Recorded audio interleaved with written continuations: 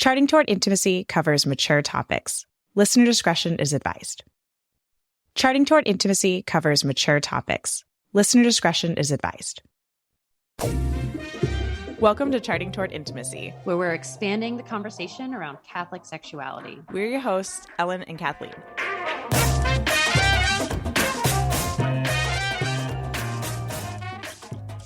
All right, welcome back to another Charting Toward Intimacy episode. I'm Ellen. I'm Kathleen. And today we are talking about scheduling sex. We are going to be kind of going through like pros and cons, when it works, when it doesn't, and just really like hashing it out a little bit. Yeah. Is it a good idea for you? Is it not a good idea for you? But it can be a really good tool to sort of, like making sure sex is a priority. So before we jump into this week's episode, I want to tell you about one of our partners, Tighten Your Tinkler. This is an at-home pelvic floor therapy program that really actually works. One of the things I was most drawn to about this program was the promise of no need for Kegel exercises and no penetrative work. The only Kegels I had to do were at the beginning to get a baseline so I could compare after a month. And my goodness, did I see a difference. I also love the fact that I did not need to go to a doctor's office. I have 2 kids. You listening probably have that or more. Getting childcare for doctor's appointments makes it prohibitively expensive for most women to get the pelvic floor therapy they need. The average woman spends $900 per year dealing with the issues related to pelvic floor dysfunction, from doctor's appointments to therapies to products that treat the symptoms only. And for less than $600, you can heal the root cause and get lifetime access to the Tighten Your Tinkler program to revisit anytime you need. The code CHARTING50 gets you $50 off the program. Go check out the link in the show notes. Okay, so scheduling sex, what Kathleen said before, like it is a tool in the arsenal of ways to improve your sexual relationship. Yeah.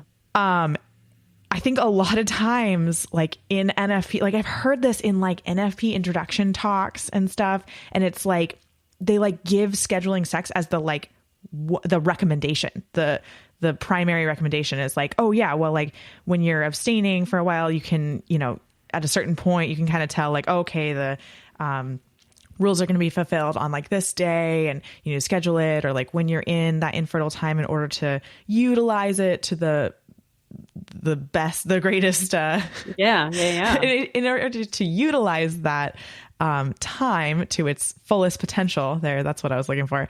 You maybe like schedule it out. But here's the thing is like scheduling does not work for every couple. Definitely not. Yeah. It doesn't even work for everybody in a couple. As in, maybe it works for one of you, one spouse, and it doesn't work for the other. So we're going to kind of give you an idea of how you can sort of get around that if that's your situation. Yeah. So, all right. So why does scheduling sex work? What would be a pro for it? I think the biggest thing is like priority. Yeah. We give priority to things that are on the schedule. We schedule things that are a priority, right? So you're going to schedule your dentist appointment. Hopefully that's a priority for you. Healthy teeth. No judgment if it's not, that's fine. Like what? I'm blanking. Like what are other things that you would like prioritize and like get on the schedule? Like, yeah, if you have, I like think of the majority of my schedule is my kid stuff, right? So practices, classes, right? Dance class, play practice, any like particular events that you like have to go to, you're responsible for, you have tickets to, right? Like anything that you need to make sure, we have to be there. Like someone is counting on us. Like we're working towards something, right? Like practices or something, like your team is relying on you, like things that that just have to be done and cannot be missed. Even paying bills. Oh yeah. Yeah. Right. Like you have to pay these bills. You don't have an option, right? And they are due by this date. You need to make sure that you have that written down. Like, so you aren't late, right? Like anything like that. Like those are our priorities. Those are things that we will not be missing. Like we cannot miss. Right. So I think the question to ask yourself is sex a priority in my life? Yeah. Like these things. And, we'll talk a little bit more about, pressure to have sex and like expectation and things like that in a little bit. But like, just ask yourself, is sex such a priority in my life that I want to make sure it happens? Mm-hmm. And like, I hope that it is, right? Sex is that important. Sex is really important to your marriage. Sex makes you holier. It unites spouses. But again, we're gonna talk about expectation and pressure and things like that in a little bit. But like, are you prioritizing sex? And so there's kind of a pro for scheduling sex is that, like it proves this priority of sex in your relationship, in your marriage, when you're like, you know what, we're going to have next week when I'm in my infertile time, since we're like trying to avoid, like, we're going to have sex like Monday, Wednesday, Friday. Like, let's do it. Because now it's on your mind. Now you're thinking about it. Again, you're prioritizing it. I would also say that another pro, and this is for some people, that other people, this may be the opposite effect, but which would go in the cons list. But for some people, in scheduling it, you have it to look forward to, so that you can actually start getting excited, kind of ramping up before it even happens, right? Like you wake up in the morning saying, oh, tonight's our night. Like, you can get in that you can spend your day getting in that mental headspace, which for women is so important. They say sex is like 90% mental. Yeah. Well, like the strongest 10% physical, right? I might be off on those numbers, but the strongest sexual organ for women is our mind, is our brain. It's the brain. It's not our clitoris. Exactly. For men, it's the penis, right? The brain is secondary. Yeah. Mm-hmm. Yeah, absolutely. I think that's huge. Is that, again, like, it's a pro if scheduling sex allows you to anticipate it, get excited, you know, you and your spouse can practice anticipatory foreplay. But it's a con. Now we can kind of dip into the cons. If putting it on the schedule, it's now this like doom in the future. Like, if it's like, it's on the schedule, it's like, oh my gosh, when Thursday rolls around, I'm going to have sex. And this has been already a really rough week. It's Wednesday. I can't even fathom that. Right. If it's on the schedule and it's now this like expectation and it's creating pressure to have sex, now it's a con. Now it's not, now it's not working.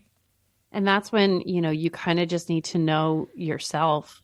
You need to know what works for you and what doesn't work for you, because we are talking about, our biggest sexual organ being our brain, our greatest sexual organ being our brain. Everyone's brain works a little bit differently. So that's why we're saying this is a tool that maybe you can use, but maybe it's not going to work. Right. And it's it's one of those things that's like, it's worth a try. It is worth a shot for sure. Yeah. And it's also, it's worth more than one try too, right? If it didn't work once, don't just like toss it out completely. Right. Like maybe next cycle, like give it like a month and like come back around to it and try it again, because you might have just been like, might have had a really rough week. Like Kathleen and I, before we started recording, we were talking about how rough the end of Lent has been. Oh my God. This podcast is Lent, all right. This is going to air Easter Monday, so we'll be out of Lent, but man, we are drudging through the end of Lent. We really are. Yeah, we really are. Okay. So when it works is like when it allows the lower desire spouse to like think about sex and like get it on their mind. That's when scheduling really works. And I think too, something else of like when it works is if it's able to be like a flexible schedule. Yeah, that's important. I think that's huge, right? If you're listening to this and you're like, okay, if we scheduled sex and my spouse, like it would have to happen, there'd be no flexibility around it, this might not be the tool for you, at least at this point in your sexual relationship. Like you might need to work on other things first. But like if it's able to be like a loose schedule, right? So if it's if you schedule it for Thursday, but then Thursday is like awful, and it's like, hey, hubby, whatever you call your spouse. Hey, babe. Sweetie. Hey, babe. Hey, honey. I just can't today. Like, instead, could we just sit and talk, or could you give me like a foot massage, or like, let's like read together. I don't know, something else. Whatever. Right. And then saying like, let's do it tomorrow. Right. Let's come together tomorrow. Reschedule. Right. Like allowing it to be rescheduled, allowing it, or another way of like loose schedule that I was thinking is if it's like, oh, hey, this is an example that literally just happened. Oh, hey, my in-laws are coming this weekend. Right. Let's like definitely have sex before the weekend. Right. And it's like, maybe it's Wednesday. So you've got like 3 possible days before the in-laws come. And so you kind of, it's like, let's definitely sometime in here. Maybe it happens more than once in that like span of a couple of days, but it's just like sort of this like loose schedule saying like, definitely want to make this happen before they get here. Let's try to keep it quiet while they're here. Right. Because our bedroom is literally on top of the guest room, Yes. Not coming from personal experience at all, everyone. No, not at all. Here's another example of having to reschedule, or a example of having to reschedule. My husband's birthday was not that long ago. And so we went out to dinner with a bunch of friends. We had a really fun night. And it was like, okay, I mean, come on, it's like his birthday, right? Like, right. What are you going to do? Exactly. Right. As long as you're not, TTA and in a fertile phase. That's which, that just happened for my husband. Poor guy. Yeah. Poor guy. Well, anyway, so that was the expectation. And we got home and we had left the baby and the kids, all the kids, with my mom. And my mom had given the baby some formula, and she doesn't have formula very often.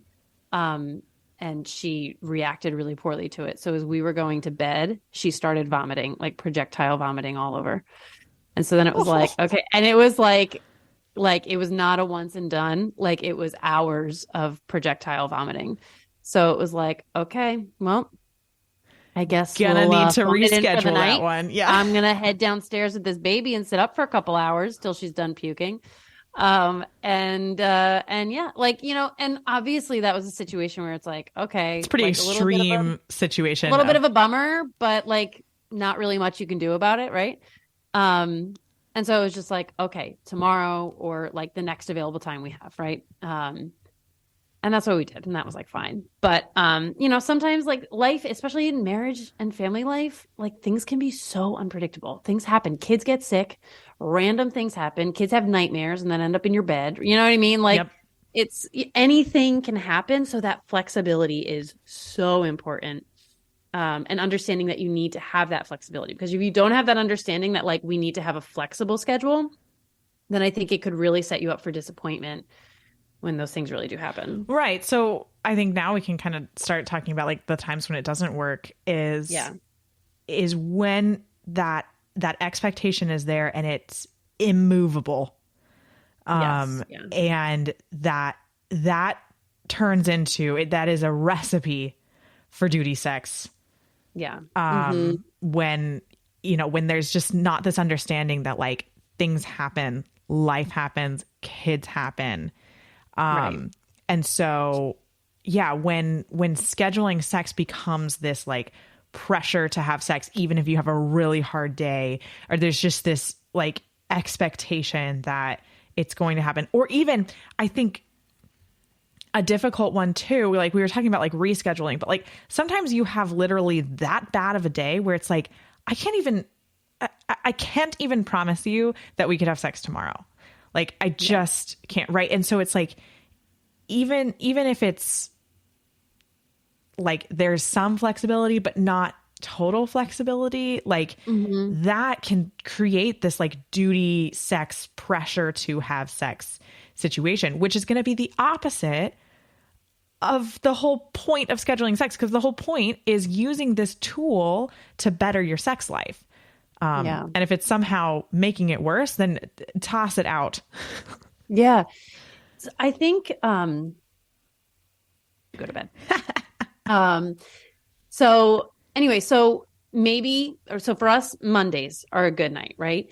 Maybe you can look forward in your minds and say, okay, Mondays are typically pretty good. So why don't we aim to have sex every Monday? If we can, right? Like, as long as we're not, in a fertile period where we're trying to avoid, like, let's aim for sex every Monday.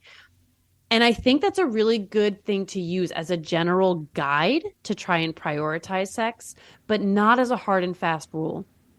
And because, like we just said, all those reasons we just said, things can come up, right? Maybe suddenly someone comes over for dinner on Monday and you're up too late, right? Or maybe, someone gets sick, right? Like, anything could happen.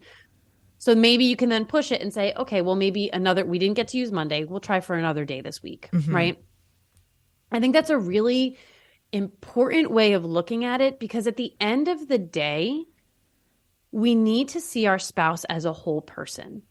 And if we use this scheduling as a hard and fast rule, like, no, it has to happen this day, every week that we're able to, like, then all of a sudden it's like we're not seeing the emotions our spouse has been dealing with that day, right? Like, if it's like, I don't care how you feel, I don't care. No, it needs to happen. Then you're using your spouse. And you're not looking at them as a full, body, soul, mental being, right? Like, well, they're just becoming an object for use. Exactly. At that point. Exactly. So I think it's a good way, if it works for you, if it's something that works for you as a couple, it's a good way to sort of try and prioritize it, but with that flexibility so that your spouse still remains a whole person in your eyes. Yes. So here's another one that we want to touch on is whenever the topic of scheduling sex comes up, there's always the question of like, but what about spontaneity? Yeah. Here's one hot take. Spontaneity is crap. Okay. And not to say it doesn't ever have a place, but I don't think it's overrated.